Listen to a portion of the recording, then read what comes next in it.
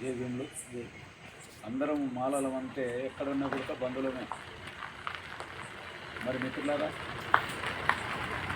మనకు బాబాసాహెబ్ అంబేద్కర్ గారు రాజ్యాంగంలో ఒక 15% విద్య అంటే చదువుకోవడానికి, ఆ తర్వాత ఉద్యోగాలు రావడానికి, ఆ తర్వాత మళ్ళీ రాజకీయ అధికారంలో కూడా రాజకీయంలో కూడా పదవులు రావడానికి 15% కేటాయించినాడు.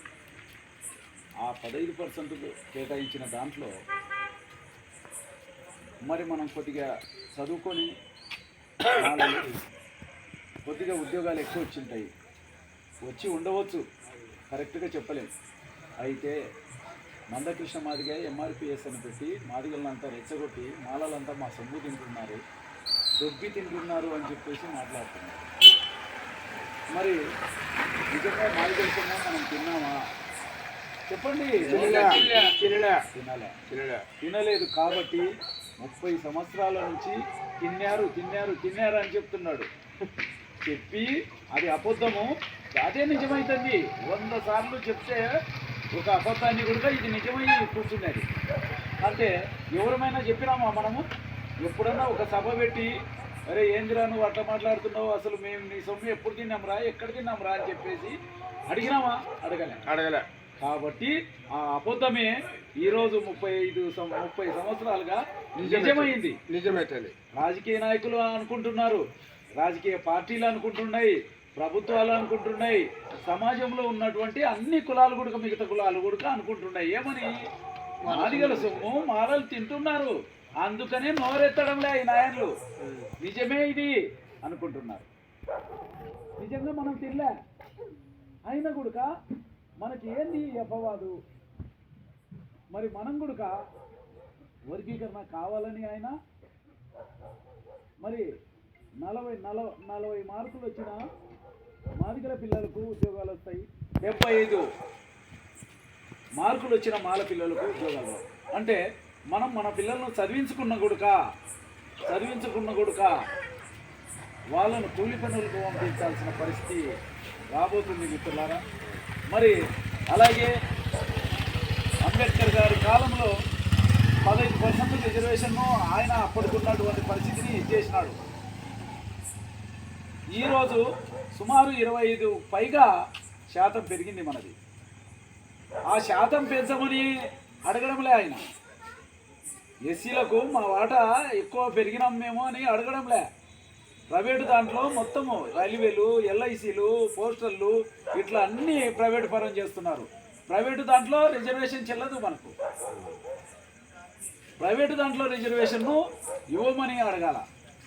ఈ రెండు అడగకుండా మాదిగల మధ్య చిచ్చు పెట్టడానికి మరి మా సొమ్మల్లో తింటున్నాడు అని చెప్పేసి మాట్లాడుతున్నాడు. ఇది తప్పు. ఈ మధ్య కాలంలో అంటే డిసెంబర్ 1వ తారీఖున హైదరాబాద్లో పేరెడ్ గ్రౌండ్లో పెద్ద ఎత్తున మీటింగ్ జరిగింది, మాలాల మీటింగ్. ఆ మీటింగ్ వాళ్ళు తెలంగాణ వాళ్ళ అయినా మనం హాజరైనాం. ఇక్కడ నుంచి ఎందుకు హాజరైనాం? మన సోదరులే వాళ్ళు కూడా అక్కడ ఇబ్బంది జరిగితే మనం కూడా వాళ్ళతో ఆదుకోవాలనే ఆలోచనతో మనం కూడా వాళ్ళ కోసం వెళ్ళినాం. 20 లక్షల మందికి జనాభాకు పైగా మరి మాలలు వచ్చినారు. అక్కడ వర్గీకరణ చేయడానికి ఇంకా ముఖ్యమంత్రికి రేవంత్ రెడ్డికి దమ్ములు లేవు.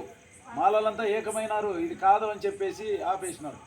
మిత్రులారా, ఇప్పుడు కూడా ఏపీలో వర్గీకరణ అయ్యేంత వరకు బీఈడి పిల్లలు, మన పిల్లలు ఎవరైనా చదువుకున్న వాళ్ళు నోటిఫికేషన్ వచ్చేది, అదేది డిఎస్సి రాయనికి. అది రాస్తే చాలామంది పిల్లలకు ఉద్యోగాలు వచ్చేది. ఆ ఉద్యోగాలు రాకుండా పోయినాయి ఈరోజు. అంటే వర్గీకరణ అయ్యేంత వరకు ఆపమని మందకృష్ణ మాదిగ అతనికి చెప్పడం వల్ల, చంద్రబాబుకు చెప్పడం వల్ల అడ్డం వేసినాడు.